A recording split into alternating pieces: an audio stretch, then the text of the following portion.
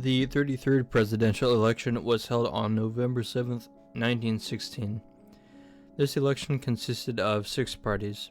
These parties were the Democratic, Republican, Socialist, Prohibition, Progressive, and Socialist Labor parties. The Democratic Party chose Woodrow Wilson as their presidential candidate and Vice President Thomas R. Marshall as their vice presidential candidate. The Republican Party chose Associate Justice of the U.S. Supreme Court Charles Evans Hughes as their presidential nominee and former Vice President Charles W. Fairbanks as their vice presidential nominee.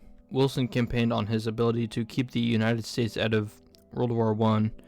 Hughes campaigned on building up the military just in case the United States would get involved in the war. He criticized Wilson for support for revolutionaries in Mexico. Hughes stated that he did not like limiting work hours to 8 hours per day. It was discovered that Wilson actually had a very smart plan for if he lost.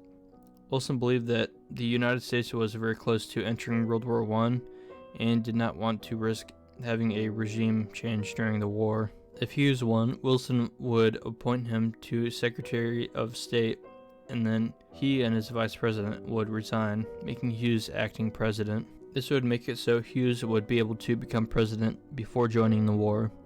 But Wilson did not have to enact his plan because he ended up winning the election. He won 49.24% of the popular vote and 52.17% of the electoral vote. The only polarizing factor to this election was deciding how involved the United States should be in the World War.